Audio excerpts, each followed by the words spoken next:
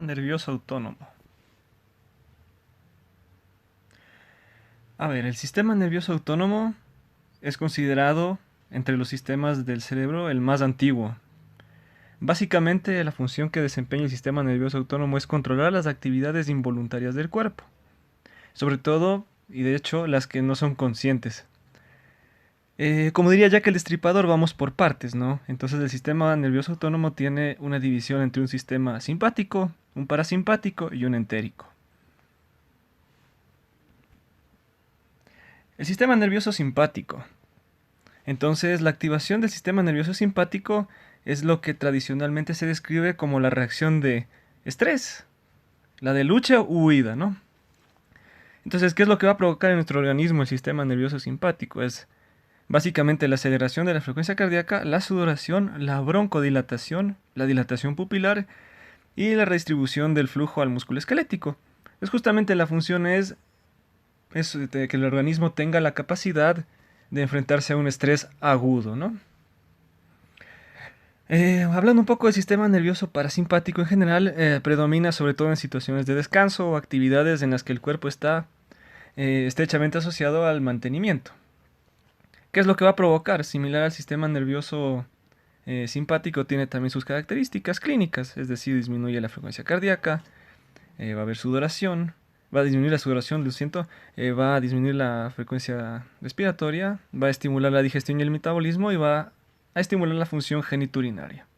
Es más que nada para el mantenimiento basal del organismo, es el que nos permite vivir en teoría. Entonces vamos a hablar de unos conceptos, ¿no? Que es importante al momento de abordar el sistema nervioso autónomo. Entonces vamos a hablar de nervios colinérgicos, sobre esos nervios que van a actuar mediante la acetilcolina. A estas neuronas se les va a denominar colinérgicas. Los nervios adrenérgicos, es decir, son los nervios que actúan mediante la noradrenalina. Los colinorreceptores son proteínas de membrana que interactúan con la acetilcolina y hacen que la célula responda de una forma característica. ¿Qué es lo que van a provocar? Por dar un ejemplo, construir el músculo o inducir una secreción glandular, ¿no?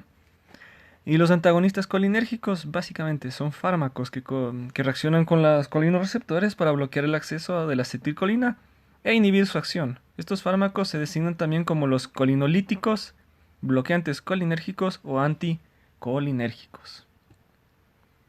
Ok, entonces como estamos hablando de moléculas que desempeñan una acción farmacológica, tenemos que hablar necesariamente de receptores. Entre los receptores existentes están los muscarínicos y los nicotínicos. ¿Sí? Entonces estos son básicamente los dos tipos de receptores colinérgicos que dispone el organismo, ¿no? Los muscarínicos sobre todo los vamos a encontrar en el corazón, el músculo liso, las glándulas. Listo. Los nicotínicos en cambio van a estar en las sinapsis ganglionares, lo siento, de los músculos esqueléticos y sobre las membranas de las células y las terminaciones nerviosas. Básicamente es lo que permite la contracción de los músculos, ¿no? La placa motora. Ok, entonces si vamos a hablar de nervios colinérgicos, ya que hablamos de los receptores. Entonces, ¿qué son los nervios colinérgicos? Son básicamente todos los nervios motores que inervan el músculo esquelético, como ya les comentaba, ¿no?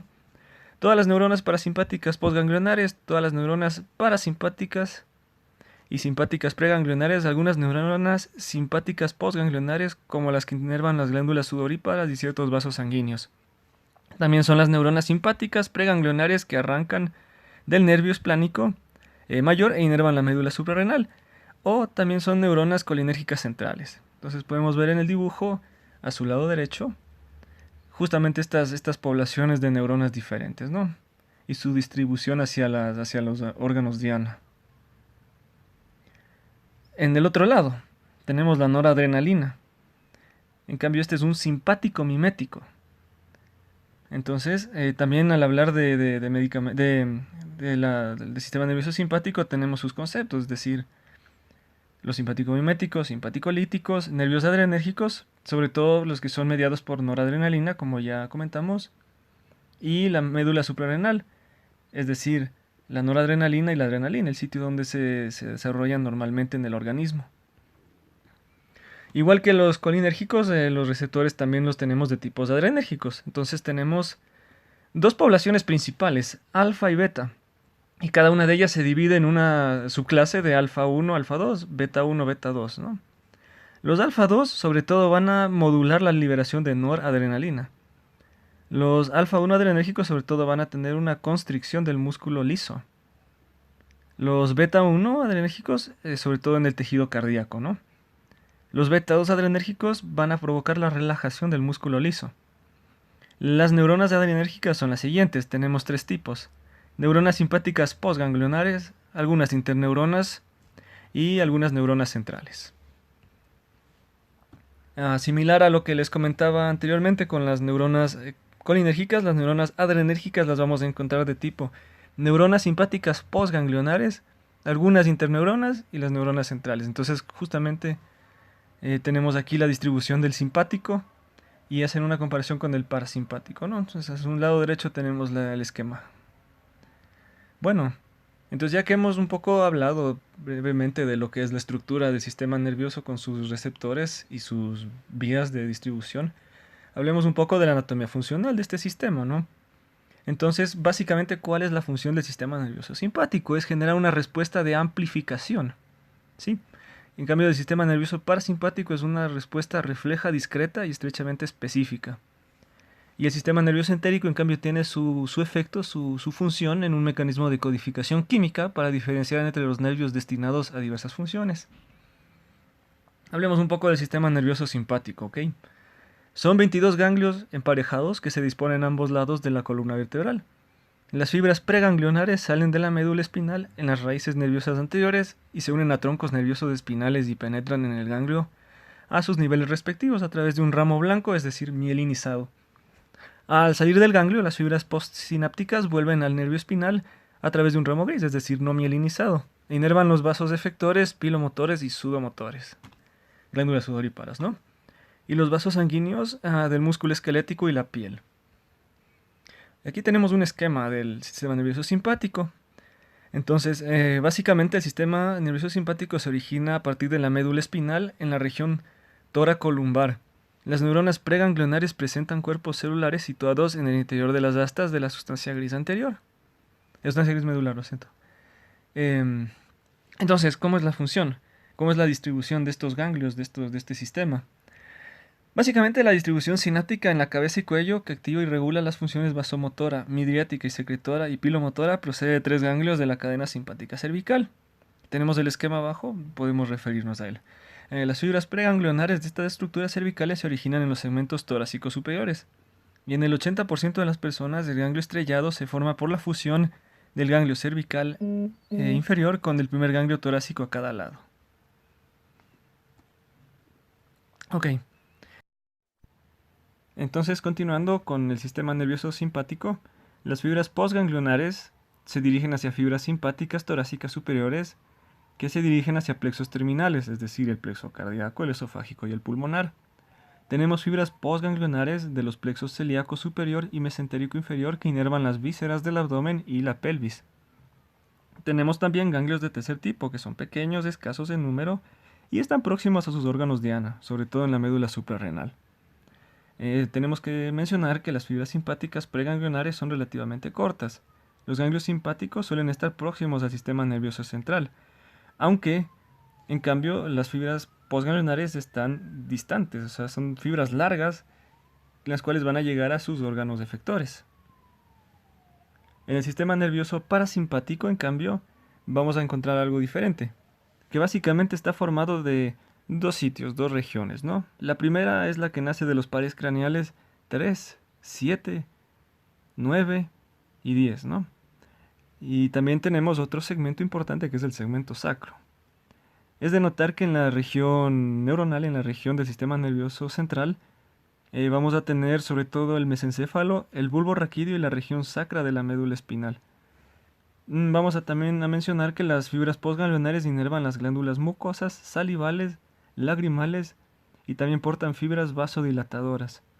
Es importante mencionar en este caso que las fibras simpáticas preganglionares son relativamente cortas, debido a que los ganglios simpáticos suelen estar próximos al sistema nervioso central, aunque estas en cambio están alejadas de sus órganos efectores. Ok, vamos a ver un poco las fibras postganglionares. Inervan las mucosas salivales, lacrimales y portan también fibras vasodilatadoras. Los segmentos sacros están comprendidos entre el segundo y el cuarto, ¿no? Aportan los nervios erectores o los nervios explánicos pélvicos que forman sinapsis en los ganglios terminales asociados al recto y los órganos genitourinarios. Otro importante nervio a mencionar es el nervio vago, que transmite el 75% de los impulsos nerviosos parasimpáticos. Inerva el corazón, el árbol tráqueo-bronquial, el hígado, el vaso, el riñón, el conjunto del tubo digestivo con excepción de la parte distal del colon. Las fibras preganglionares del nervio vago son largas, mientras que las postganglionares son cortas. Entonces esto es importante, ¿no? El sistema nervioso parasimpático generalmente tiene fibras largas, es decir, fibras largas hacia sus ganglios, y más bien son fibras cortas las que van a llegar a sus nervios, a sus sitios diana donde hacen el efecto, ¿no? Esto es importante, ¿no? Son sinapsis pequeñas, son sinapsis cortas. El sistema nervioso entérico, sí, por así decirlo, el más nuevo o el último en describirse del sistema nervioso autónomo.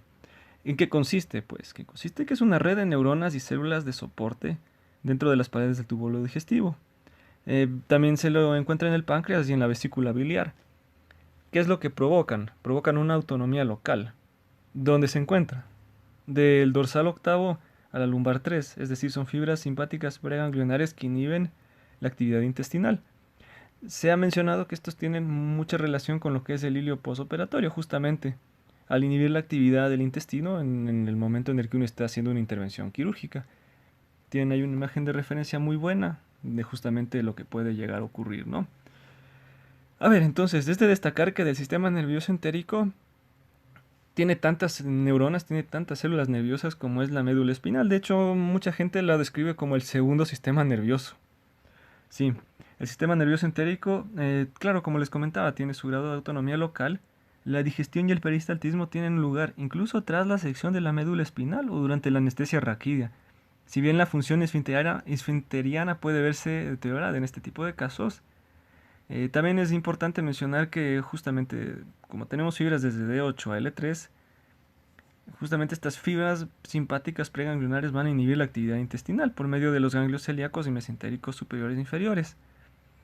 Es importante como una aplicación en la anestesia que al aplicar la anestesia regional, ya sea de epidural o espinal, vamos a cubrir los niveles torácicos, justamente donde están estas fibras. Entonces lo que va a provocar es anular la inhibición de estas, ¿ok? Entonces esto va a dar lugar a un intestino delgado contraído. Entonces al estar el intestino contraído va a determinar mejores condiciones quirúrgicas. Entonces en combinación con los relajantes que pueden colocarse, vamos a aportar básicamente un plano anestésico profundo. O sea, el intestino se va a colocar de tal manera que va a estar bien contraído, ¿no? Los esfínteres igual van a estar relajados y la actividad del peristaltismo va a ser normal en estos casos. También tenemos noradrenalina intestinal, que es un transmisor de las neuronas simpáticas postganglionares en el intestino. Cuando las vísceras son manipuladas durante la cirugía abdominal, la activación refleja de los nervios adrenérgicos va a inhibir la actividad motora del intestino en un periodo prolongado. Entonces se cree que esta inhibición adrenérgica justamente es la base de la frecuente alteración conocida como el hilio postoperatorio. Ok, entonces las neuronas motoras del sistema nervioso entérico son excitadoras o inhibidoras. Entonces hay de los dos tipos.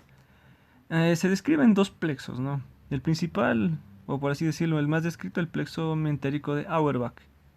Entonces básicamente este va a tener una función motora y secretomotora. Es una red de fibras nerviosas pequeñas y ganglios situados en un plano comprendido entre las capas del músculo longitudinal y el circular externo del intestino. El otro plexo también descrito es el de Meissner. Es parasimpático generalmente y consta de cuerpos de células nerviosas, células gliales y expansiones gliales neuronales. No contiene tejido conjuntivo ni vasos sanguíneos. En los ganglios numerosas prolongaciones neuronales contienen vesículas que almacenan el neurotransmisor. En cambio, en los ganglios vamos a tener numerosas prolongaciones neuronales que contienen vesículas que van a almacenar todo el neurotransmisor listo para distribuirse. Ok. Tenemos a la acetilcolina como el principal factor de excitación de la porción esfinteriana del sistema nervioso entérico. Vamos a tener también un control neuronal de la motilina gastrointestinal que va a estar mediada por neuronas excitadoras e inhibidoras. También se ha descrito que la distensión evoca reflejos polarizados, es decir, una contracción proximal y relajación distal, es decir, el peristaltismo, ¿no? Se va a ver por una excitación del músculo externo y una activación de las neuronas motoras que van a aumentar la secreción de agua y electrolitos y la estimulación de células gástricas. Se ha descrito también numerosos péptidos que tienen acción en el sistema justamente en este sistema nervioso entérico, es decir, en el tubo digestivo. Por dar unos ejemplos, ¿no? El adenilato ciclasa hipofisaria va a ser un activador de la adenilato ciclasa con múltiples efectos estimuladores. Igual la bombecina va a tener efectos estimuladores en la producción de gastrina.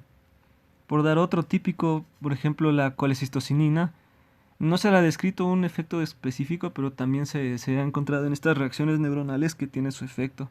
El neuropéptido Y, por ejemplo, es vasoconstrictor. La somatostatina va a tener múltiples efectos de inhibición, por ejemplo, incluida la inhibición de la gastrina, o la sustancia P, que es vasodilatadora constrictora del músculo. Ok, tenemos entonces una función adrenérgica del sistema nervioso simpático. Básicamente en este cuadrito vamos a resumir a grosso modo, como quien diría, los efectos del sistema nervioso simpático, ¿no? Entonces en el corazón básicamente va a estimular la frecuencia cardíaca, la contracción y la conducción.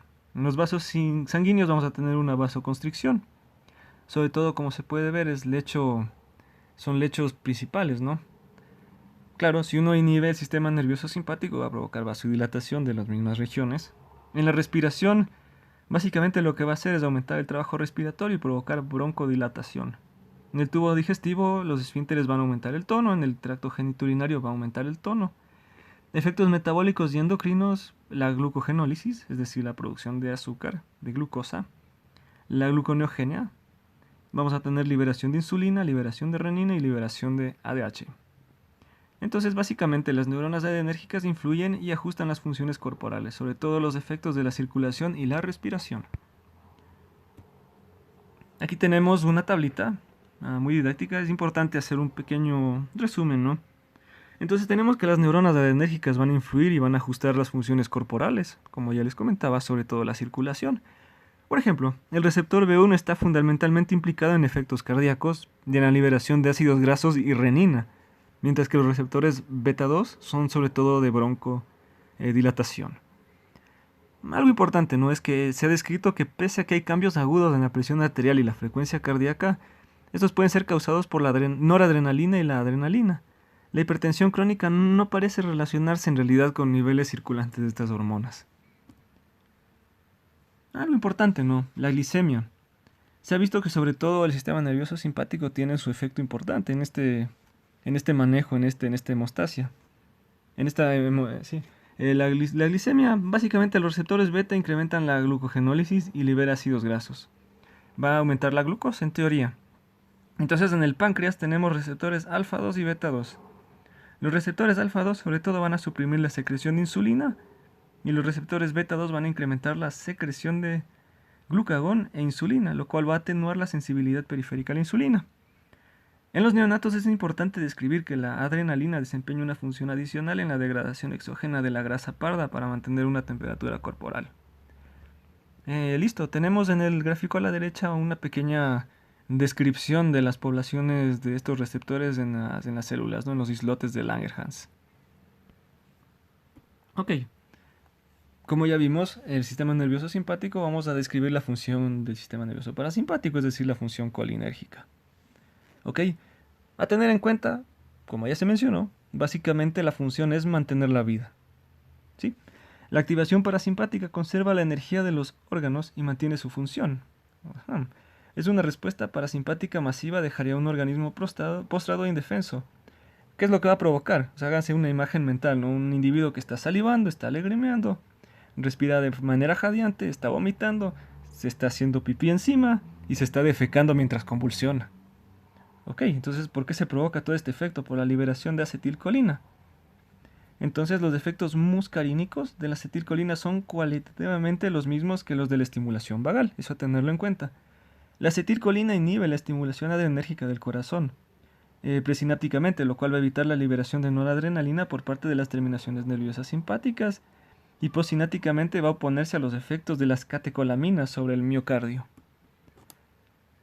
Listo, tenemos en el cuadrito, de manera similar a lo que fue en el sistema nervioso simpático, los efectos, ¿no?, que tiene justamente la activación colinérgica sobre diversos receptores, sobre diversas regiones corporales. Por dar unos ejemplos, en el corazón, ¿no? Una respuesta colinérgica que va a provocar una reducción de la frecuencia de contracción y de la y la velocidad de la contracción, sobre todo mediado por el receptor M2. En el árbol bronquial, broncoconstricción, mediada sobre todo por el receptor M3, muscarínico, ¿no? Como ya vimos, sobre todo en la función endocrina, va a provocar una secreción nasal. Las glándulas salivales van a aumentar la secreción y las glándulas sudoríparas van a aumentar la secreción. Bueno, ahora vamos a hablar un poco de la farmacología de estos sistemas. Empecemos por la adrenérgica. Ok, entonces tenemos que básicamente la noradrenalina se va a sintetizar a partir de la tirosina, la cual es sintetizada a partir de la fenilalanina. Esto ocurre en la médula suprarrenal a partir de una serie de pasos, ¿no? Entonces sigamos el esquema y escúcheme con atención. La tirosina hidroxilasa se va a regular por la retroalimentación negativa de acuerdo a la cantidad de noradrenalina. Su actividad va a ser modificada por la fosforilación, que depende de un cofactor llamado la pteridina, y la presencia de oxígeno molecular. Cuando el gas disminuye, va a disminuir la síntesis de noradrenalina. Entonces, ¿qué es lo que va a ocurrir? Por la tirosina se va a convertir por la TH, la tirosina hidroxilasa, en dopa, es decir, dihidroxifenilalanina, la cual va a ser descarboxilada a dopa por la dopa descarboxilasa. Vamos a tener el efecto final, que es la dopamina. Este va a ser beta hidroxilada dentro de las vesículas para formar la noradrenalina. Finalmente, en la médula suprarrenal, la PMNT va a metilar aproximadamente el 85% de la noradrenalina en adrenalina. Entonces, vamos a tener que los glucocorticoides pueden activar el sistema e incrementan justamente esta síntesis de adrenalina. Ok. Entonces, ¿qué va a ocurrir? Como ya formamos nuestro neurotransmisor, tiene que almacenarse en algún lugar para obviamente ser utilizado después o ser utilizado según el requisito. Hay vesículas, ¿no? Entonces estas vesículas sinápticas son heterogéneas y se van a distribuir en compartimentos funcionales diferenciados. Se ha definido una población de vesículas que reciclan activamente y otra de reserva que van a movilizar el neuroreceptor el neurotransmisor en caso de que se necesite o haya un estímulo vigoroso. Básicamente las proteínas de unión van a ser la CA y la ATP. La población, como les contaba, vamos a tener una población que va a estar lista para ser utilizada y una población de reserva. Ok, entonces, ¿cuál va a ser el mecanismo fisiológico? Ok, para que exista una exocitosis, la vesícula tiene que responder a la entrada de calcio, iniciando un acoplamiento vesicular, por lo tanto una fusión y una liberación del contenido vesicular, y en último término la endocitosis, es decir, un proceso a través del cual la membrana vesicular va a recaptar las proteínas y los pequeños neurotransmisores, ¿no?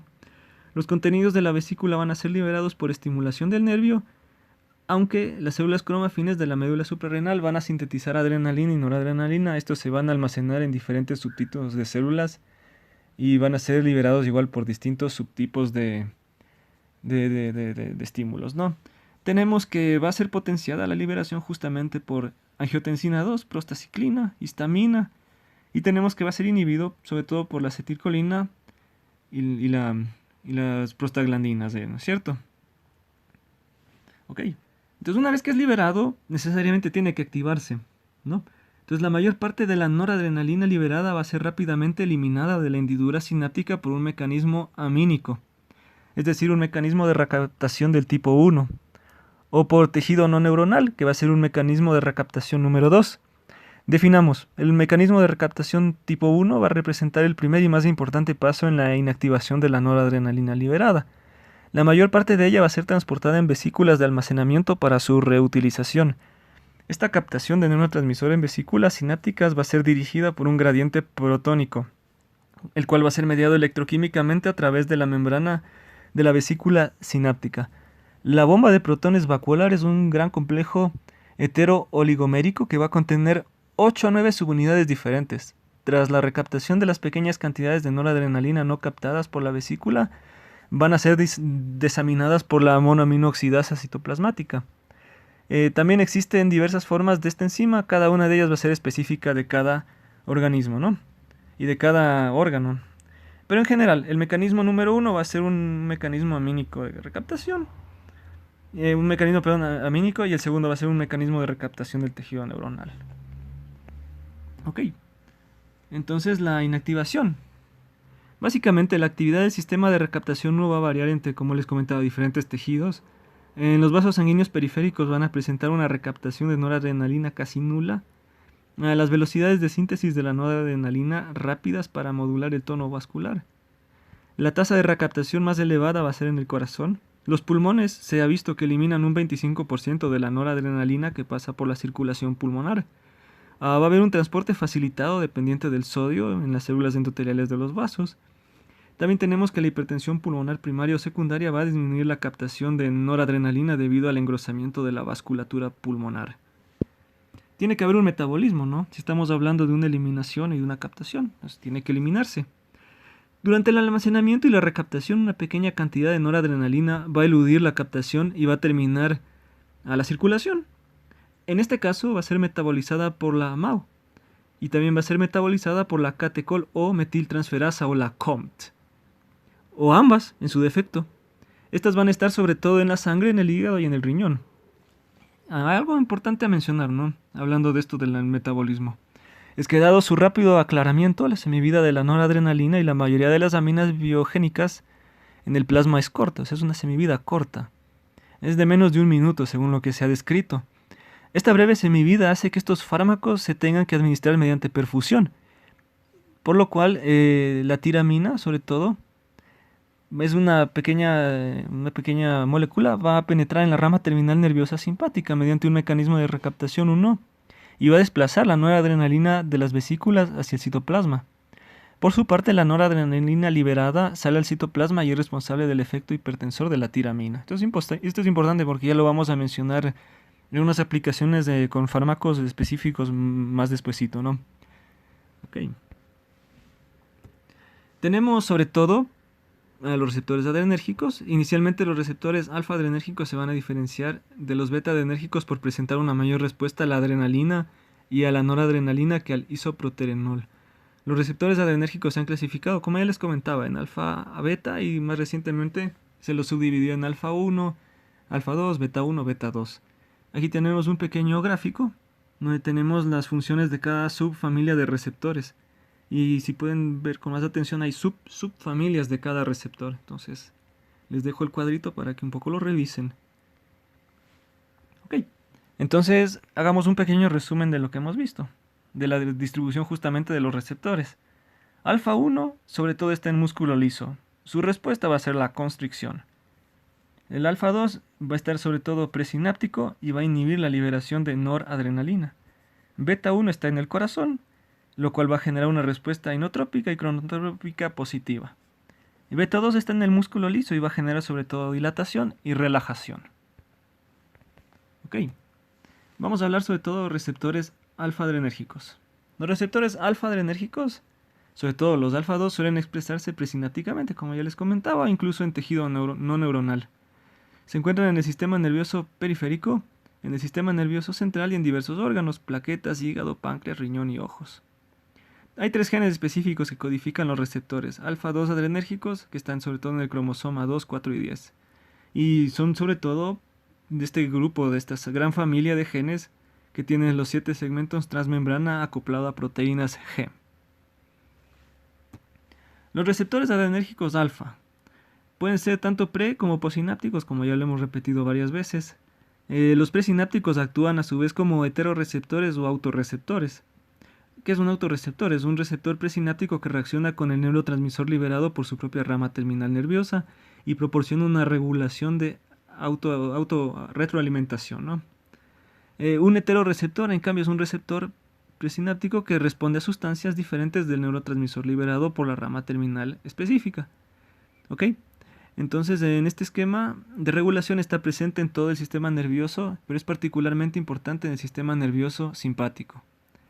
Es de notar también que los receptores alfa 2 presinápticos regulan la liberación de noradrenalina y ATP, mediante un mecanismo de retroalimentación negativa. Ok. Los beta-adrenérgicos, como ya les comentaba, también pertenecen a una gran familia de los receptores transmembrana de 7 familias acoplado a proteínas G. En este caso tenemos 7 hélices, del M1 al M7. Los antagonistas tienen sitios específicos de fijación y los agonistas van a estar unidos de manera difusa a dominios transmembrana. Okay, entonces sobre los beta-adrenérgicos, aunque tradicionalmente se los consideraba a los beta-1 como restringidos al tejido cardíaco y a los beta-2 restringidos al músculo liso vascular y bronquial, en la actualidad se sabe que la población de receptores beta-2 en el tejido cardíaco humano es sustancial. De hecho, constituye el 15% de la población de receptores, sobre todo en los ventrículos, y está sobre todo en el 30 al 40% en las aurículas. Los receptores beta-2 pueden contribuir a compensar los estados patológicos manteniendo la respuesta a la estimulación, sobre todo en las catecolaminas cuando los receptores beta-1 son regulados a la baja, en la estimulación crónica de las catecolaminas, en la insuficiencia cardíaca sobre todo. También es importante mencionar que los receptores beta-3 ahí descritos están en las células grasas sobre todo. Ok, hablemos sobre los receptores de dopamina. Okay. La dopamina, como ya vimos en el metabolismo, como ya se lo explicó previamente, es un intermediario en la biofase de la noradrenalina. Los receptores de dopamina A1 son posinápticos y actúan en el músculo liso renal, mesentérico, esplánico y vascular coronario. Están mediados, o más bien dicho, ellos median la vasodilatación por estimulación de la adenilatociclasa y aumentan la producción de AMP cíclico. ¿Qué es lo que provocan? Un efecto vasodilatador que tiende a ser mayor en las arterias renales. Y es por esta acción, y sobre todo por la redistribución del flujo sanguíneo renal, por lo que la dopamina se utiliza con más frecuencia, sobre todo en este tipo de casos de distribución de contenidos, ¿no? Se han descrito receptores adicionales de dopamina 1 en los túbulos, entonces por lo tal van a modular también la natriuresis mediante la bomba de sodio-potasio ATPasa y el intercambiador de sodio-hidrógeno, y además de eso también los receptores DA2 son presinápticos, van a inhibir la liberación de noradrenalina y quizás también la de acetilcolina. Igualmente hay receptores de A2 centrales que median las náuseas y los vómitos, por lo cual se puede explicar la acción antiemética del droperidol, que se cree estar relacionada con DA2, como ya vimos en el capítulo respectivo. Las proteínas G, ¿no? Gran mayoría de los fármacos de la anestesiología están acoplados a receptores de proteínas G. Entonces, tras la estimulación del receptor adrenérgico, va a existir una señal extracelular que va a ser intracelular mediante un proceso conocido como la transducción de señal, en la cual los receptores alfa y beta se acoplan a las proteínas G y al activarse las proteínas G van a modular una síntesis o disponibilidad de segundos mensajeros intracelulares. Ok. Las proteínas G son un compuesto heterotrimérico constituido por 3 subunidades designadas como beta, gamma y alfa. Las subunidades beta y gamma forman un complejo estable y la subunidad alfa se asocia a ellos de una forma reversible. Esta estructura de la subunidad está determinada por la función de la proteína G. Se distinguen 4 categorías de subunidades. Entonces tenemos las S, I, Q. Entonces los receptores complejos de proteínas G formados cuando las subunidades se unen a la estructura van a denominarse GS, GI, GQ y GO. Entonces tenemos las 4 proteínas, ¿no? Las 4 subunidades. Ok. ¿Cuál es el punto? Justamente como podemos ver en el esquema del que ya se les presentó antes, tenemos las actividades mediadas por los receptores alfa, beta, o sea, alfa 1, alfa 2, beta 1, beta 2.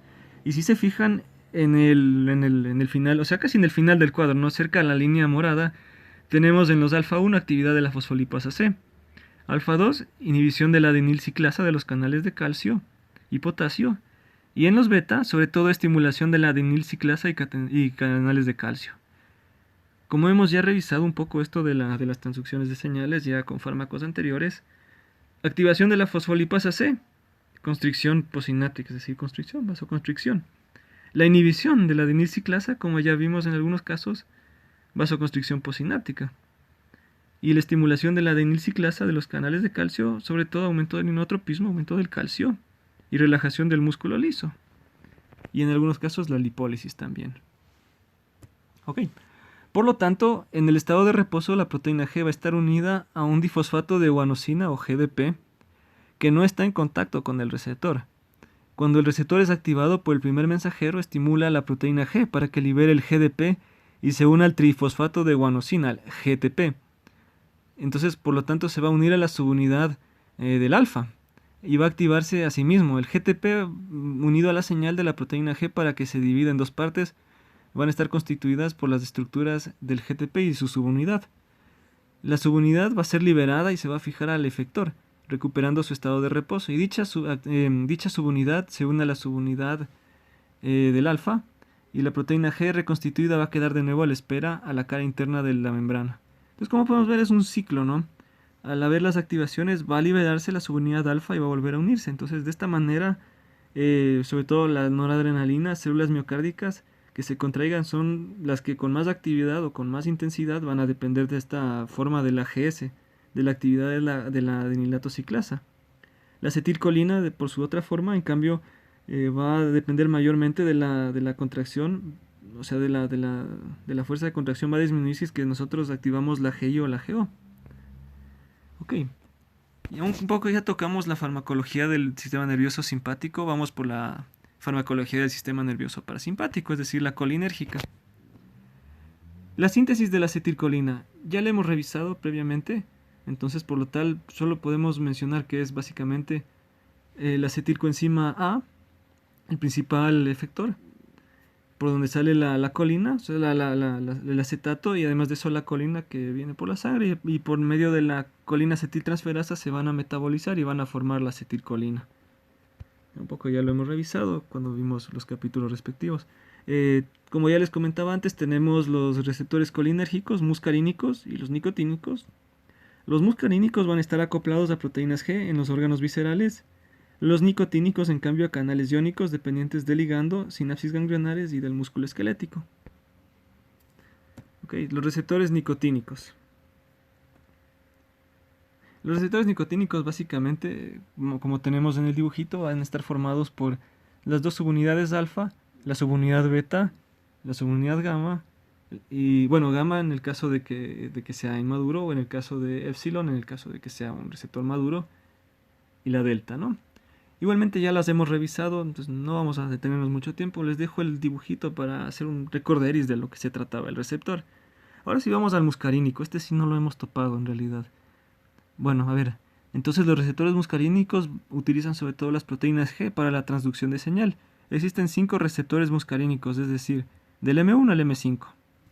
Los receptores impares, es decir, el M1, M3, M5, actúan predominantemente mediante la hidrólisis del polifosfoinositido.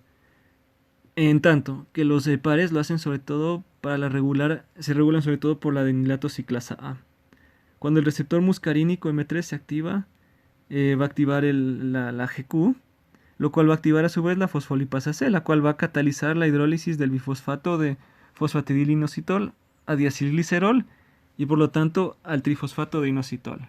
¿Sí? A ver, haciendo un pequeño resumen, podemos ver las diferentes funciones. M1 sobre todo facilita la transmisión sináptica y aumenta la secreción. M2 inhibe la liberación de acetilcolina y M3 va a generar broncoconstricción y aumento de la secreción. M4 y M5 son sobre todo poblaciones del sistema nervioso central. Ok. Hablemos ahora sobre la neurotransmisión no adrenérgica, no colinérgica en el sistema nervioso autónomo. Ok. En numerosos nervios simpáticos perivasculares, la noradrenalina y el ATP actúan como cotransmisores y son liberados por los mismos nervios, que van a actuar sobre el adrenoreceptor alfa 1 y sobre los P2 purinoreceptores respectivamente para inducir la broncoconstricción. El ATP probablemente media la contracción por medio de los receptores P2 a través de los canales de calcio dependientes de voltaje. Los receptores purinérgicos se van a diferenciar en P1 y P2. Los P1 se unen a la adenosina, mientras que los P2 lo hacen al ATP. Por lo tanto, se han descrito 4 subtipos de receptores P1, los alfa 1, los alfa 2A, los alfa 2B, los alfa 3. Y los receptores purínicos P1 se acoplan a proteínas G de membrana. Las dos subclases de receptores purino 2 son los P2X y los P2Y. Los P2X se unen al ATP y abren los canales iónicos regulados por ligandos. Por el contrario, los P2Y se unen a la proteína G y a sus sistemas de segundos mensajeros asociados. Se han identificado hasta 7 subtipos de P2X, ¿no? Hay P2X1 al 7 y 8 subtipos de P2Y del 1, 2, 4, 6, 11, 12, 13, 14. Algunos receptores P2Y son preferentemente activados por el difosfato de adenosina en vez de la... Ok, entonces en la farmacología ganglionar, continuando, tenemos que los ganglios autónomos pueden ser estimulados por dos grupos de fármacos, los agonistas nicotínicos y los muscarínicos. En el primer grupo, es decir, en los agonistas nicotínicos, vamos a encontrar que producen un rápido desarrollo de los efectos excitadores, el cual se asemeja a las potenciales posinápticos excitadores, y que son bloqueados por fármacos de los bloqueantes ganglionares no despolarizantes clásicos. Los agonistas muscarínicos, en cambio, retrasan estos efectos excitadores y son bloqueados por la atropina. Tenemos que el bloqueo de la transmisión ganglionar es consecuencia fundamentalmente de la acción del receptor nicotínico. Tenemos de dos tipos, el nicotina y el hexametonio y el trimetafano. Haciendo un pequeño énfasis en estos dos fármacos, tenemos que el trimetafano actúa compitiendo con la acetilcolina en los sitios receptores colinérgicos, y el hexametonio en cambio bloquea el canal abierto, por lo cual cada uno de estos mecanismos bloquea el potencial posináptico excitador inicial y la transmisión ganglionar. En cambio, los antagonistas muscarínicos y los alfa-agonistas no son capaces de bloquear por completo la transmisión, pero inhiben la modulación normal del impulso nervioso. Pasemos a hablar sobre los fármacos y el sistema nervioso autónomo. Okay. Entonces, principalmente los fármacos que afectan la transmisión adrenérgica son las catecolaminas endógenas. Como pueden ver en el gráfico, tenemos la dopamina, la noradrenalina, la adrenalina, el isoproterenol y la dobutamina. Entonces, ¿cómo se dan estos medicamentos, estas sustancias? Principalmente por la sustitución de grupos de hidroxilo en las posiciones 3 y 4 del benceno, lo cual lo convierte en catecol, por lo cual da el nombre a toda esta familia como las catecolaminas. Así sean sintéticas, como es el caso del isoproterenol o la dobutamina, también se los considera catecolaminas. Existen diversos fármacos no catecolamínicos que también actúan como simpático-miméticos y de hecho presentan una estructura similar a este grupo de sustancias. Las catecolaminas son metabolizadas esencialmente por la COMT. La pérdida de los grupos de hidroxilo mejora la eficacia oral y la duración, y por lo tanto tienen mayor efecto, y en tal caso el fármaco no es metabolizado por la COMT. Por su parte, los simpático-miméticos no catecolamínicos son metabolizados por la MAO. De hecho, existen fármacos no catecolamínicos que presentan un carbono que es sustituido e inducen de hecho un efecto más prolongado al no ser metabolizados por ningún tipo de estas enzimas, ni por la MAO ni por la COMT. Tenemos a la adrenalina entre estos grupos de sustancias. La adrenalina se la utiliza sobre todo por vía intravenosa en situaciones de riesgo vital, sobre todo parada cardíaca, colapso circulatorio, la anafilaxia. También se lo ha utilizado con este fin, limitar la difusión de anestésico local y reducir la pérdida de sangre. Tenemos los receptores alfa 1, alfa 2, beta 1, beta 2 y beta 3, son donde actúan este tipo de sustancias. Entre los potenciales efectos terapéuticos se encuentra el inotropismo, el cronotropismo e incremento de la conducción cardíaca, mediado sobre todo por el receptor beta 1. También provocan relajación del músculo liso en la vasculatura y el árbol bronquial, mediado por el receptor beta 2. También existe una vasoconstricción alfa 1, es el receptor donde se provoca este efecto. Con esta última, la presión diastólica aórtica aumenta, lo cual va a favorecer el flujo coronario en la parada cardíaca y constituye el principal factor determinante de la supervivencia. Tenemos también que realizan efectos endocrinos y metabólicos que incluyen sobre todo la elevación del nivel de glucosa, de lactato y de ácidos grasos libres. La adrenalina se la puede administrar por vía intravenosa, en bolo o en perfusión continua. La dosis de bolo habitual para el mantenimiento de la presión se inicia con 28 miligramos intravenosos, a una dosis de 0.02 miligramo kilo o aproximadamente 1 miligramo. Esto está sobre todo indicado en caso de colapso cardiovascular, asistolia, fibrilación ventricular, disociación electromecánica o shock anafiláctico. En los pediátricos, sobre todo la dosis que se administra es una inicial de 0.01 miligramos kilo, se puede repetir cada 3 a 5 minutos.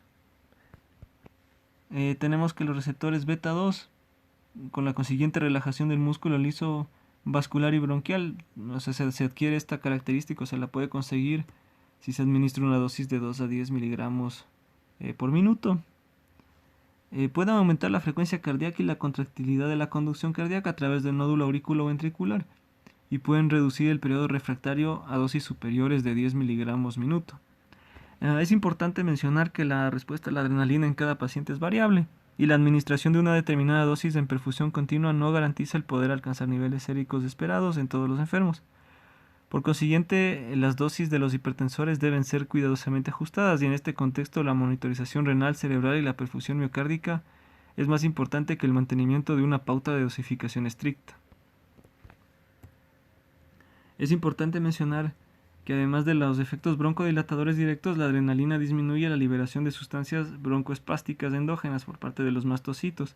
Ahí es donde encuentra su utilidad en la anafilaxia. La absorción de adrenalina subcutánea es extremadamente lenta. Dosis muy altas, es decir, de 0,5 a 1 miligramos, es equivalente a una perfusión intravenosa de 10 a 30 miligramos minuto. La inyección intravenosa de adrenalina en dosis adecuadas para la aplicación subcutánea origina arritmias ventriculares, hipertensión y hemorragia cerebral, todas las cuales suponen un riesgo vital. Se puede combinar con anestésicos locales para la infiltración de tejidos o incluso se lo ha encontrado en la inyección intratecal.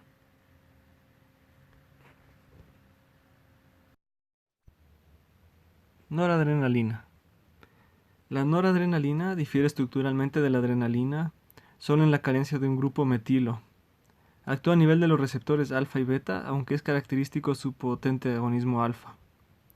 Se ha descrito que tiene una breve semivida, aproximadamente de 2.5 minutos. Se prefiere el uso sobre todo por perfusión continua.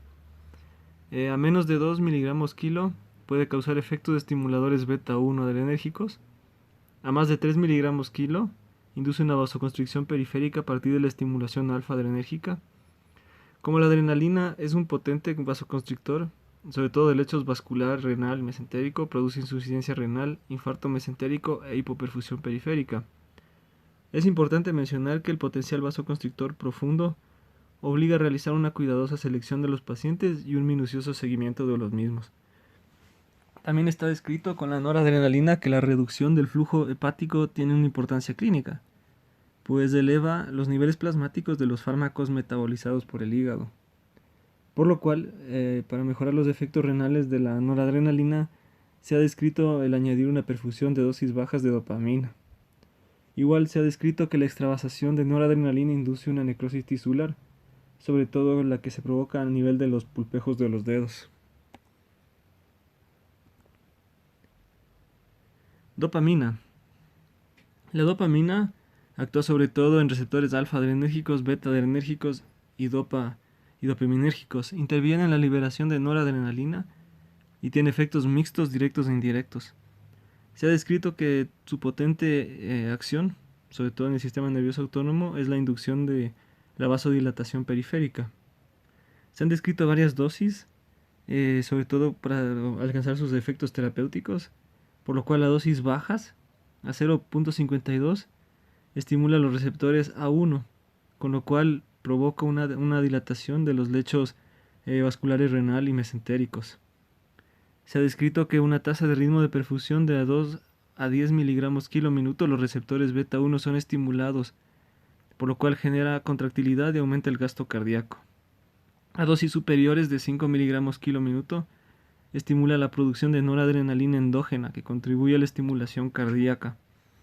A dosis mayores, es decir, 10 a 20 miligramos kilo minuto, estimulará los receptores alfa y beta 1.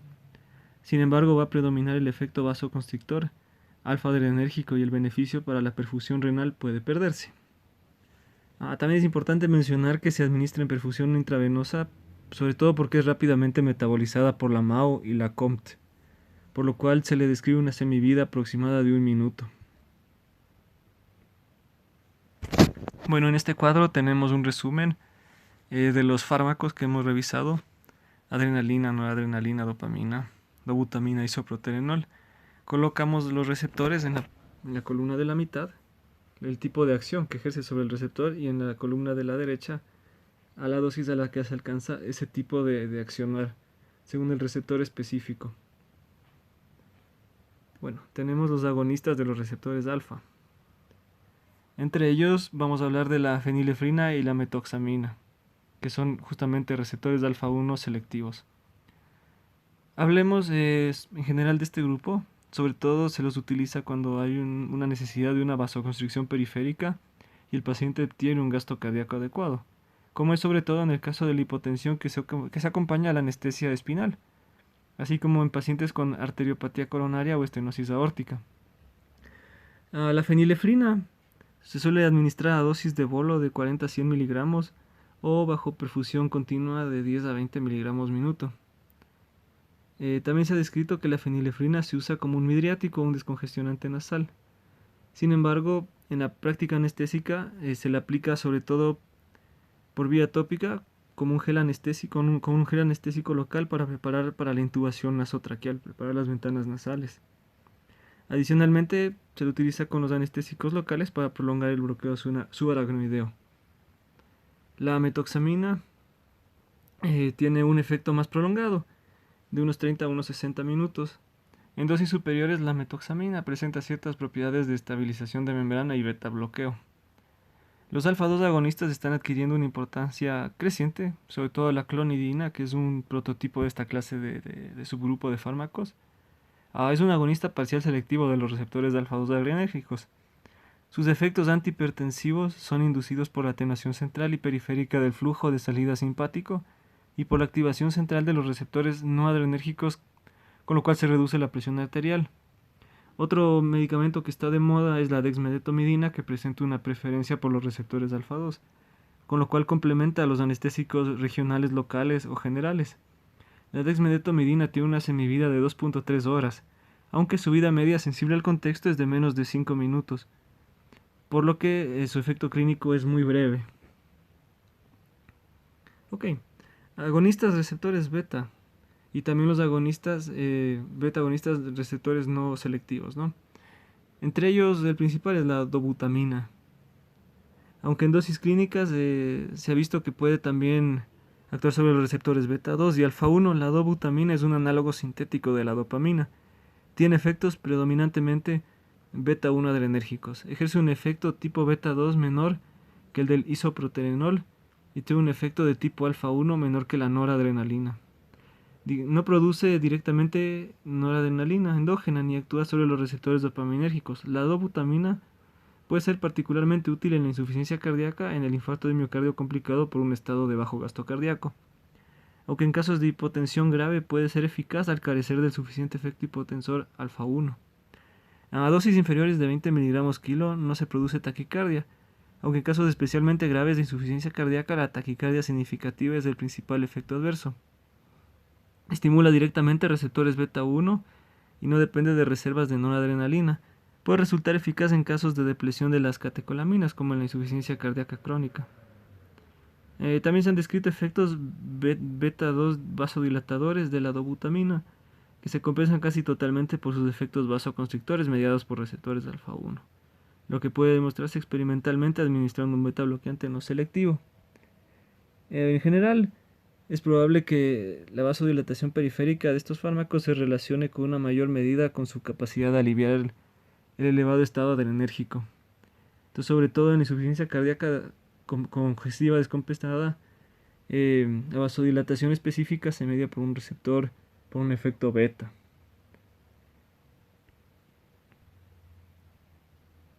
Ok, es posible que situaciones clínicas que requieran reducción de la poscarga se traten mejor con agentes como el nitroprusiato. El tratamiento prolongado con dobutamina induce regulación a la baja de los beta receptores.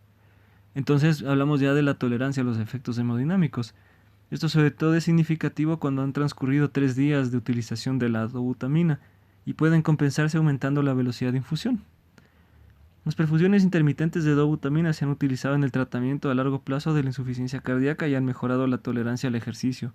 Sin embargo, no ha mejorado la supervivencia en ninguna serie. El isoproterenol proporciona una relativa estimulación beta-adrenérgica no selectiva pura, sin efectos significativos en los receptores alfa. Su estimulación beta-1 adrenérgica es sustancialmente superior a la beta-2, si bien la actividad beta-2 adrenérgica que induce es mayor que la generada por la dobutamina. Con el desarrollo de otros inotrópicos, el uso de este ha disminuido debido a que la taquicardia y las arritmias que produce son sus principales efectos adversos. El isoprotenerol se ha venido utilizando históricamente para tratar la bradicardia y el bloqueo cardíaco resistente a la atropina.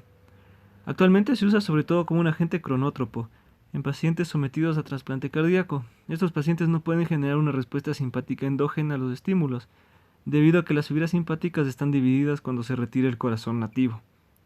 El ritmo de perfusión se inicia con 0,5 a 5 miligramos minuto para el adulto, dado que no es captado por las terminaciones nerviosas adrenérgicas. La duración de su acción es ligeramente superior a la de las catecolaminas naturales. Agonistas de los receptores beta 2 selectivos. Los receptores beta 2 del nódulo sinoauricular pueden producir taquicardia al ser estimulados. Las estructuras de estos fármacos se han modificado para hacer que su metabolismo sea más lento, prolongando así su efecto terapéutico y facilitando la administración oral. Se han documentado un incremento en el número anual de muertes por asma y se ha sugerido la posibilidad de que dicho aumento se relacione al uso de los beta 2 agonistas. Entonces, el desarrollo de agentes beta 2 selectivos ha convertido a los estimulantes de este grupo en uno de los pilares del tratamiento del broncoespasmo. Sin embargo, esta selectividad beta 2 es solo relativa y puede perderse cuando se utilizan dosis mayores. En particular, la adición de las estructuras voluminosas al grupo amino en las catecolaminas incrementa la beta 2 selectividad, lo cual reduce la afinidad por los receptores alfa y protege contra la metabolización por parte de la COMT. Estos agentes son sobre todo aerosoles y son administrados con inhalador para que el inicio de acción sea rápido y para minimizar los niveles sistémicos de fármaco y sus efectos adversos. Entre los fármacos más utilizados en este grupo están la ociprenalina, la terbutalina y el salbutamol.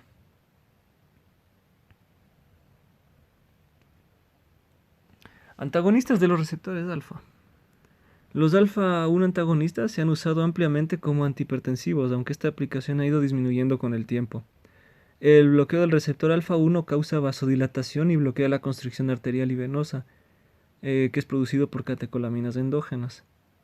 La taquicardia refleja y la retención de líquidos son las posibles consecuencias del uso de estas drogas. Se emplean sobre todo para tratar el feocromocitoma. Se ha descrito un síndrome, que es la simpatectomía química preoperatoria, que ayuda a controlar la presión arterial. Entonces, ¿qué es lo que ocurre? Permite la corrección de la contracción del volumen plasmático y protege frente a lesiones cardíacas inducidas por las catecolaminas. Así pues, el tratamiento con la droga fenoxibenzamina permite la evolución perioperatoria sin complicaciones en pacientes a los que se les va a extirpar el feocromocitoma. Entonces, cuando se administran simpático-miméticos exógenos tras el bloqueo de los receptores alfa-1 se inhiben los efectos vasoconstrictores. Como ya les mencioné, la fenoxibenzamina es el prototipo del antagonista alfa-1. Aunque se unen de manera irreversible a los receptores de alfa-1 y alfa-2, esta droga tiene una vida media de unas 24 horas. La fenoxibenzamina reduce la resistencia periférica y aumenta el gasto cardíaco, el flujo sanguíneo a la piel y las vísceras. Entonces, su principal efecto adverso es la hipotensión ortostática. Puede también registrarse una congestión nasal al usar estos fármacos. Además del bloqueo de receptores, la fenoxibenzamina inhibe la captación neuronal y extraneuronal de catecolaminas. Otra droga es la fentolamina, que es un fármaco de acción más corta. Este bloquea los receptores alfa-1, alfa-2. Históricamente se lo ha empleado para tratar la hipertensión pulmonar, aunque ha sido reemplazado en buena medida por el epoprostenol. Al tratar la hipertensión asociada a la abstinencia de la clonidina o la ingestión de tiramina durante el tratamiento con las IMAOs. Esa es, digamos, la principal aplicación actual de esta droga. El objetivo es intentar relajar la vasoconstricción, entonces para este efecto se diluye 510 miligramos en 10 ml de suero salino. El efecto adverso de la fentolamina se cuenta con la hipotensión, molestias gastrointestinales. Justamente por su efecto a nivel de los receptores alfa-2 puede producir taquicardia refleja y arritmias. También se ha descrito arteriopatías coronarias, úlcera péptica, que son sobre todo las contraindicaciones del uso de estas drogas, como en la sobredosis de fenoxibenzamina. La hipotensión grave puede requerir un tratamiento con noradrenalina en vez de con adrenalina. Otra droga es la prazosina, que es un potente bloqueante de alfa-1 adrenérgico selectivo, utilizado a menudo como antagonista en estudios farmacológicos. Antagoniza el efecto vasoconstrictor de la noradrenalina y la adrenalina, produciendo una disminución de la resistencia vascular periférica y del retorno venoso al corazón. Mejora los perfiles lipídicos reduciendo los niveles de lípidos de baja densidad, elevándolos de alta densidad.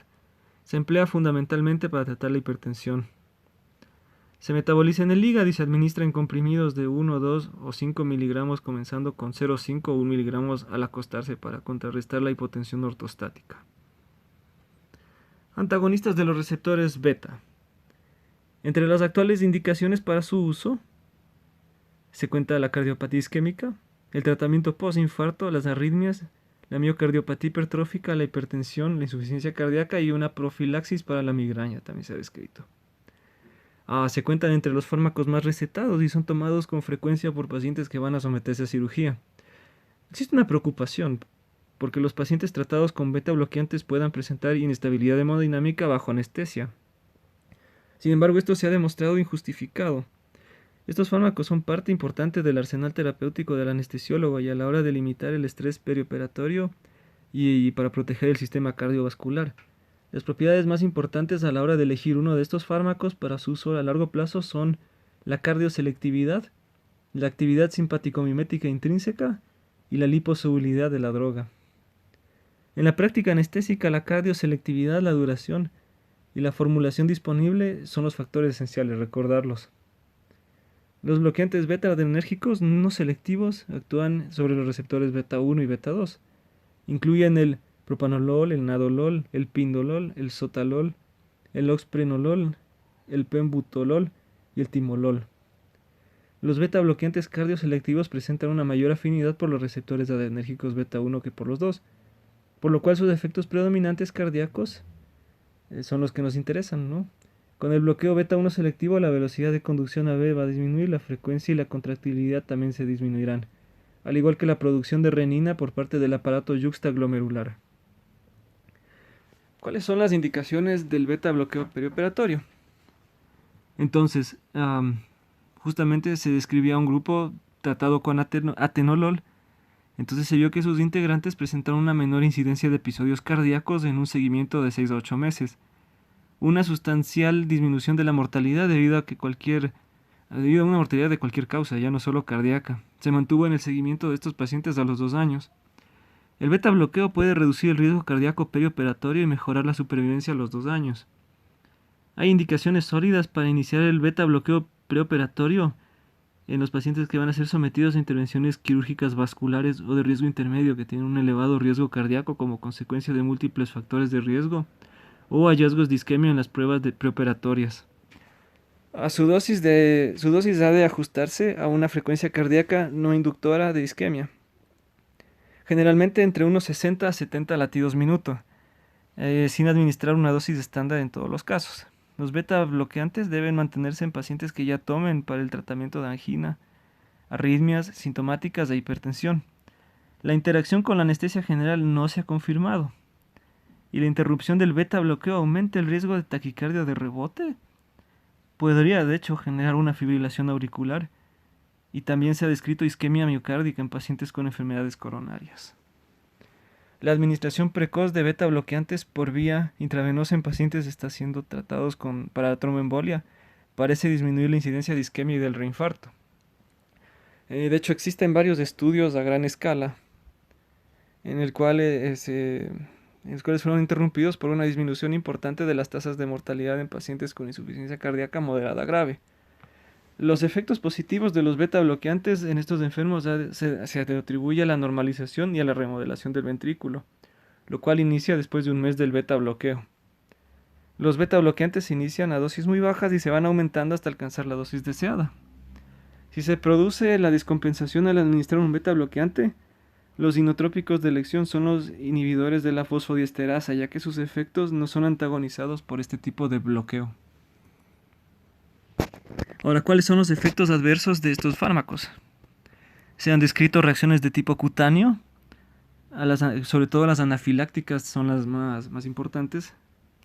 También se ha registrado bradicardia extrema, incluso asistolia, insuficiencia cardíaca en individuos vulnerables, enfermedad pulmonar, sobre todo broncoespasmo, que puede resultar de un bloqueo beta 2, de hecho es mortal, y diabetes mellitus, ¿no? Se ha descrito aumento de la liberación o sea, se ha encontrado que en la diabetes mellitus la activación de este tipo de receptores, la inhibición de los beta receptores, puede provocar alteraciones en el estado de la glicemia de estos pacientes, alterando todo lo que el paciente ya tenía.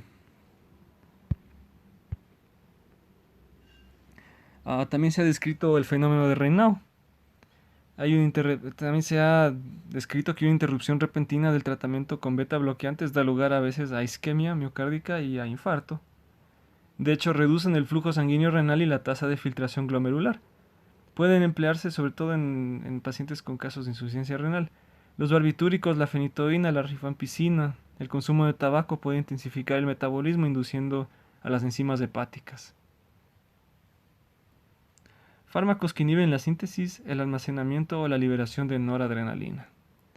Entonces, entre ellos tenemos a la metildopa, que es descarboxilada a metilnoradrenalina, la cual actúa sobre los receptores alfa 2 para disminuir el impulso sináptico, reduciendo la presión arterial. Entre las propiedades sedantes que se le ha descrito, también se le ha descrito una retención hídrica e hipotensión.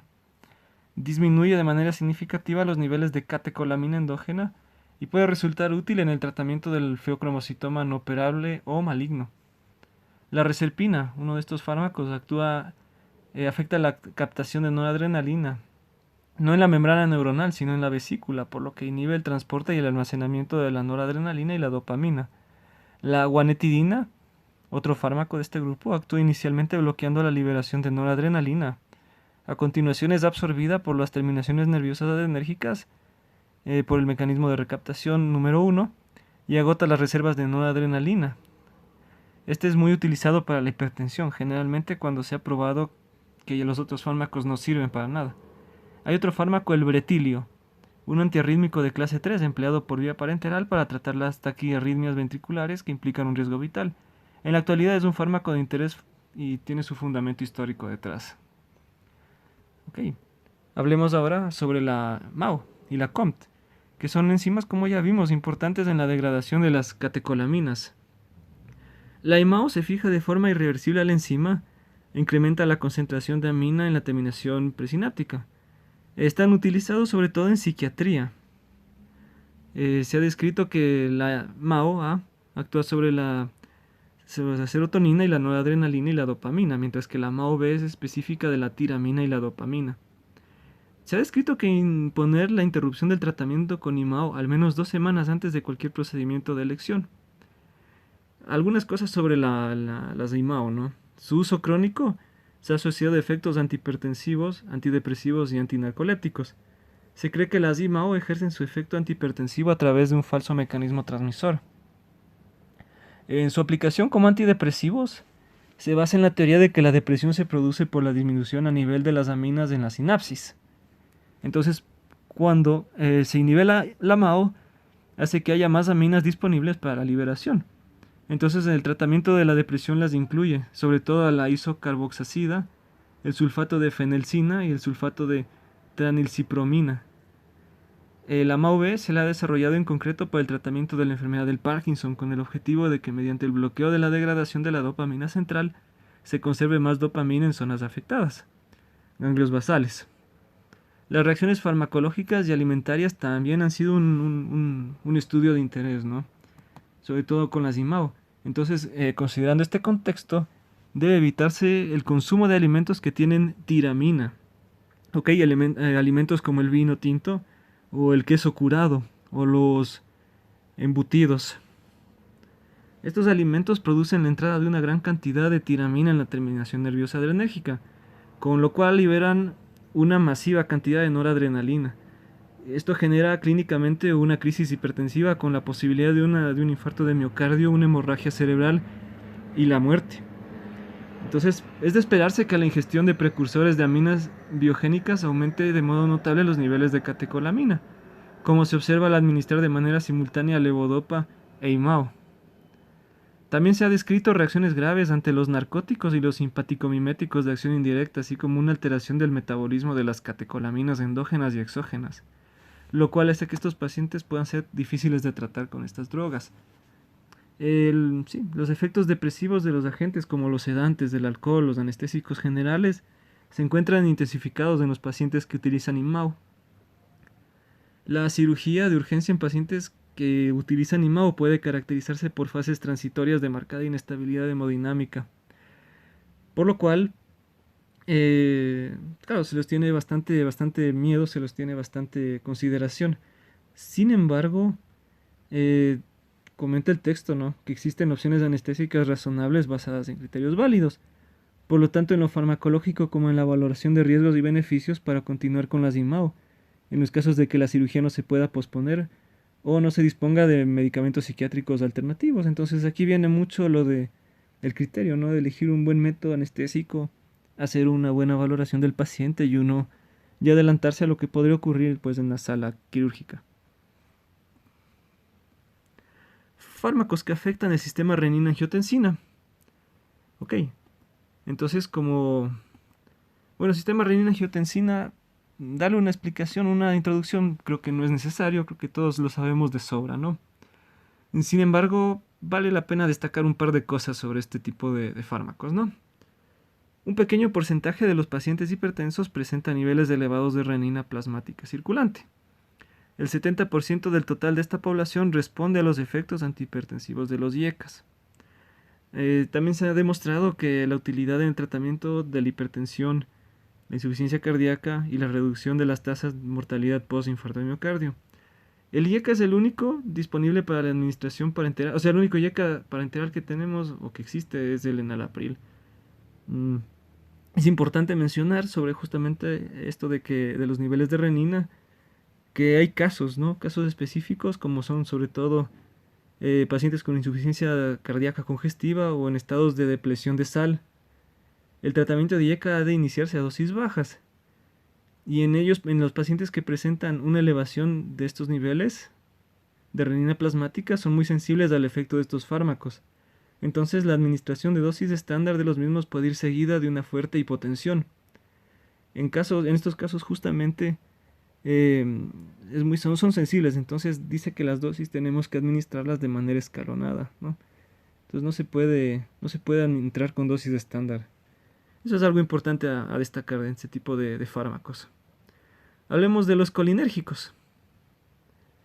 Entonces vamos a resumir un poco los mecanismos de acción de estos fármacos. Básicamente actúan mediante la imitación de la amplificación e inhibición de los efectos de la acetilcolina. Entonces es más específico, afectan a menos localizaciones que la acetilcolina y además suelen presentar una duración del efecto más larga. Son relativamente pocos los que influyen en la función parasimpática. Entonces estos medicamentos actúan de 4 maneras. La primera son como agonistas, entonces estimulan los receptores colinérgicos. La segunda manera es que actúan como antagonistas, bloqueando o inhibiendo las acciones mediadas por el receptor colinérgico. La tercera manera es que bloquean o estimulan a los receptores en los ganglios autónomos. Y la cuarta es que inhiben la degradación enzimática de la acetilcolina, incrementan y prolongan de este modo el efecto. Una droga importante es la adenosina, que puede inhibir la liberación de la acetilcolina, haciendo disminuir la afinidad de los sitios de unión para los iones de calcio. Estos medicamentos, estos fármacos tienen mucho problema con los antibióticos aminoglucósidos, porque compiten con el calcio por los canales del mismo en la membrana, al igual que el ion magnesio, que también antagoniza con estos fármacos. La metacolina y el betanecol son principalmente agonistas muscarínicos. El carbacol presenta significativos efectos nicotínicos y muscarínicos.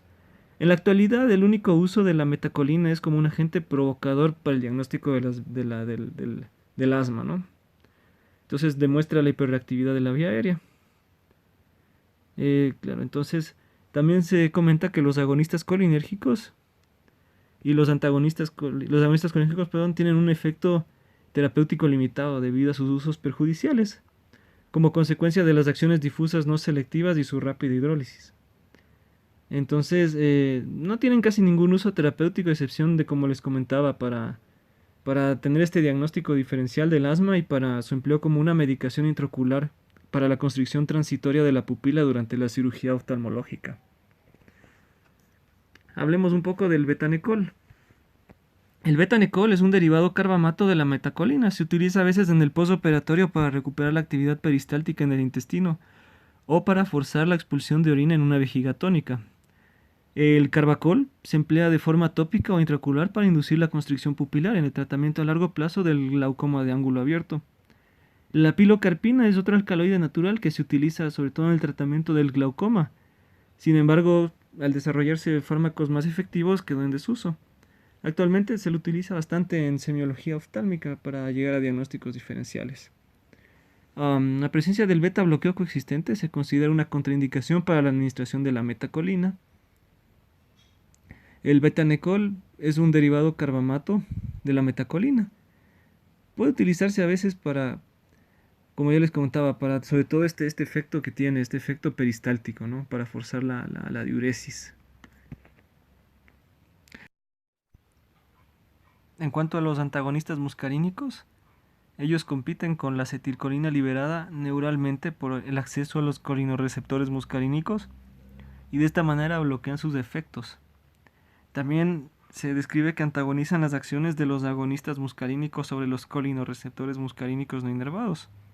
De esta manera, los receptores muscarínicos presinápticos de las terminaciones nerviosas adrenérgicas pueden inhibir la liberación de noradrenalina y los antagonistas muscarínicos pueden intensificar la actividad simpática. A excepción de los compuestos de amonio cuaternario que no atraviesan con facilidad la barrera hematoencefálica y presentan pocos efectos sobre el sistema nervioso central, no existe una especificidad de acción significativa entre estos fármacos. Existen varios tipos, por ejemplo la pirenzepina bloquea los receptores M1, tenemos otros que bloquean los M2 y otros que bloquean los M3. También se han descrito varios de estos fármacos, como son sobre todo la tolterodina. Esta la que hace, sobre todo se utiliza para optimizar el alivio de los síntomas vesicales y minimizar los efectos sobre los receptores muscarínicos fuera de la vejiga, son como selectivos. También, sobre todo, la atropina se empleó en el pasado para tratar el broncoespasmo, sin embargo fue desplazada por la introducción de fármacos que justamente son bloqueadores de los agonistas beta 2. De esta manera no secan las secreciones ni disminuyen la motilidad ciliar. También se han encontrado análogos de atropina en la práctica oftalmológica para dilatar la pupila. La adición de un fármaco anticolinérgico muscarínico a la premedicación anestésica para reducir las secreciones y prevenir los reflejos vagales nocivos era obligado en tiempos de la anestesia del éter, pero ya es menos importante tras la introducción de los inhalatorios modernos que poseemos. El uso preoperatorio rutinario de estos fármacos como anticialógicos se mantiene en algunos casos pediátricos y de otorrinolaringología, o cuando se planifica una intubación con fibra óptica. La atropina presenta una estructura terciaria que atraviesa con facilidad la barrera hematoencefálica. Los efectos sobre el sistema nervioso central se han observado con dosis relativamente altas, 1 o 2 miligramos, que se administran para bloquear los efectos adversos muscarínicos de los fármacos anticolinesterasa que invierten el bloqueo neuromuscular. Sobre todo, ¿no?, la mezcla con neostigmina para la reversión. El ipratropio es un compuesto de amonio cuaternario estructuralmente similar a la atropina. Se administra a voluntarios sanos. El ipratropio proporciona una protección casi completa contra el broncoespasmo, el cual puede ser inducido por varios agentes. Los efectos broncoespásticos de algunos agentes como la metacolina o el dióxido de azufre son bloqueados por completo, mientras que el ipratropio tiene escaso efecto sobre la broncoconstricción inducida por el leucotrieno. El ipratropio se suministra en un inhalador a dosis medias que dispersa 18 miligramos por pulsación, las dosis de 2 pulsaciones por vía oral 4 veces al día. Esto es la pauta, ¿no? Y provoca una broncodilatación máxima que se produce entre los 30 y 90 minutos siguientes a cada dosis. Y su efecto dura aproximadamente 4 horas. A diferencia de la atropina, el ipratropio tiene efecto negativo sobre el aclaramiento ciliar. En general, el efecto terapéutico de los antimuscarínicos incluye el ipratropio, que es mayor en pacientes con enfermedad pulmonar obstructiva crónica que en enfermos asmáticos. Los efectos tóxicos de los antagonistas muscarínicos derivan del bloqueo de los colinorreceptores en la periferia y en el sistema nervioso central. Los efectos periféricos son la sequedad de boca. En los niños dependen más de los adultos de la sudoración, por lo cual en los niños puede verse comprometida la termorregulación y entrar fácilmente en un estado hipertérmico que es de riesgo. El aumento de las dosis de atropina o de escopolamina también produce mayores distorsiones en la actividad mental. Puede evolucionar a trastornos incluso del pensamiento, alucinaciones y estados ilusorios, delirio y psicosis. Las dosis bajas de atropina, 0.05 miligramos, producen en ocasiones bradicardia, dato que es de hecho en algunos profesionales clínicos le tienen miedo, ¿no? Porque esto tiende a aumentar en los niños, ¿no? Y la dosis incluso es hasta un poco más alta, ¿no?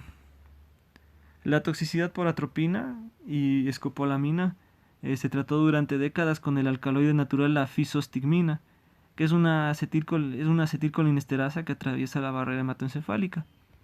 El uso de este fármaco en dosis de 1 a 2 miligramos se lo administra por vía intravenosa para tratar los efectos postoperatorios sobre el sistema nervioso central, justamente de la atropina o la escopolamina que habían atravesado, que habían atravesado, ¿no? Entonces se lo utilizó intravenoso y resultó satisfactorio. Ahora, la toxicidad por atropina y escopolamina se trató justamente con este alcaloide. Listo, entonces como los antidepresivos tricíclicos, los tranquilizadores mayores y los antihistamínicos pueden provocar efectos justamente con estos fármacos y pueden provocar alteraciones.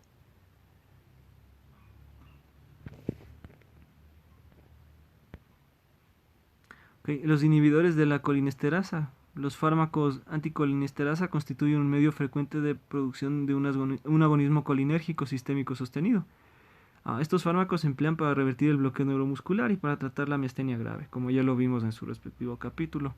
Existen tres clases químicas de compuestos utilizados de inhibidores de la colinesterasa: los carbamatos, los organofosforados y los alcoholes de amonio cuaternario. La fisostigmina, la neostigmina y la piridostigmina son carbamatos, mientras que el hidrofonio es un alcohol de amonio cuaternario. La enzima colinesterasa es inhibida siempre que el sitio esterásico se mantenga unido al acetato y un carbamato o un fosfato. La forma acetilada perdura durante apenas unos microsegundos, mientras que la forma carbamilatada se mantiene durante 15 a 20 minutos. Entre los órganos fosforados se encuentra el fluorofosfato, el disopropilo, el paratión, el malatión, el somano y el sarín. Entonces estas sustancias generan justamente una intoxicación por aumento de la acetilcolina. También la fisostigmina y la mayor parte de los organofosforados no son compuestos de amonio cuaternario y ejercen efectos notables sobre las funciones colinérgicas del sistema nervioso central. Estos compuestos incrementan el efecto o la duración de la acetilcolina de la liberación neuronal y resultan de utilidad en situaciones en las que dicha liberación es deficitaria, como en la miastenia grave. Los fármacos anticolinesterasas se emplean en ocasiones para estimular la función intestinal, así como por vía tópica para el ojo, así también como mióticos. Aquí tenemos un gráfico con los fármacos anticolinérgicos muscarínicos, los principales. La duración, la penetración del sistema nervioso central, cómo actúan, su actividad anticialógoga y la frecuencia cardíaca, cómo afectan a la misma. Y muchas gracias por observar el video. No se olviden de suscribirse, dejar su me gusta y un comentario que aporte bastante, ¿no?, a lo que hemos visto en esta presentación. Muchísimas gracias.